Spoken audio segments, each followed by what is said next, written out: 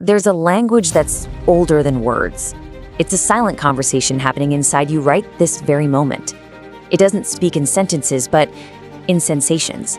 And so often we mistake its messages for noise, for problems that just need to be fixed. But what if? What if we learn how to listen? It's such a strange and lonely conflict, isn't it? That feeling that the very thing carrying you through life has somehow turned against you? This is where our story begins. So you try. You really do. You follow all the advice, you make conscious, healthy choices, truly believing you're on the right path. You know that feeling, right? That frustrating, bloated feeling.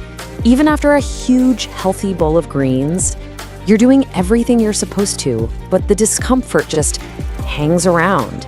And in those moments, don't you start to wonder if maybe you're the one who's broken?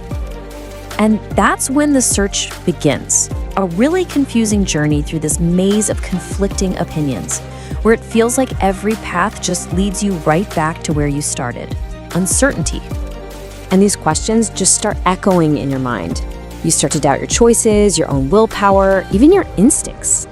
You just feel lost, like you're trying to solve a puzzle, but you don't even know what the pieces are. But right here, right in the middle of all that frustration, that's where the real work can begin. It all starts with a simple but really profound shift in how you see things.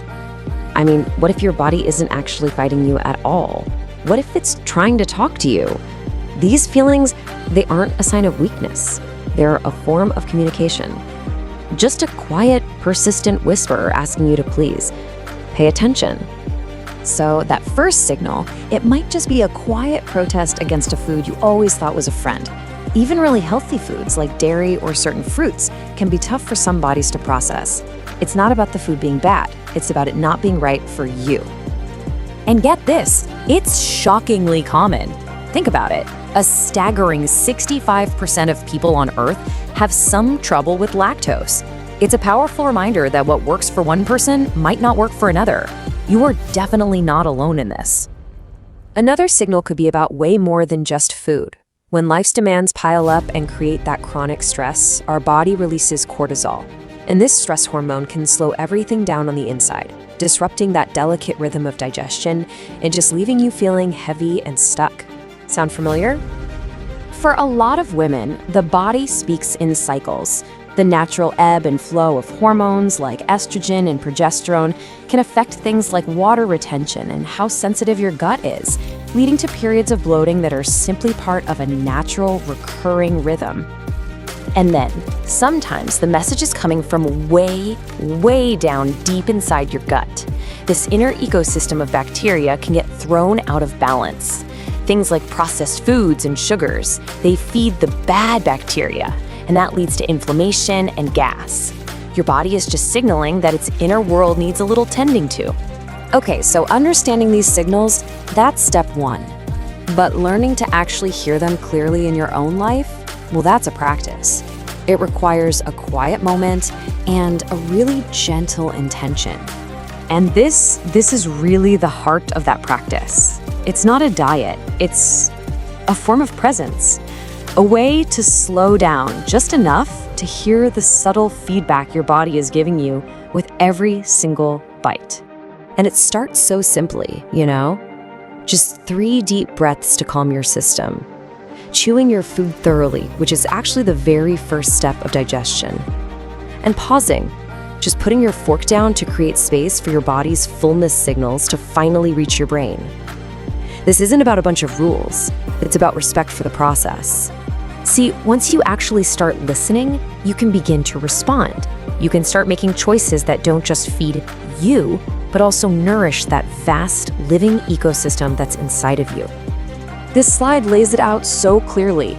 You choose foods that build and support your gut health, foods with live cultures, and a wide variety of colorful plants. Think vibrant berries, deep leafy greens, and bright bell peppers. And at the same time, you start to reduce the things that disrupt it, like artificial sweeteners and highly processed sugars that just harm your delicate inner balance. So here's the key takeaway, really. Diversity.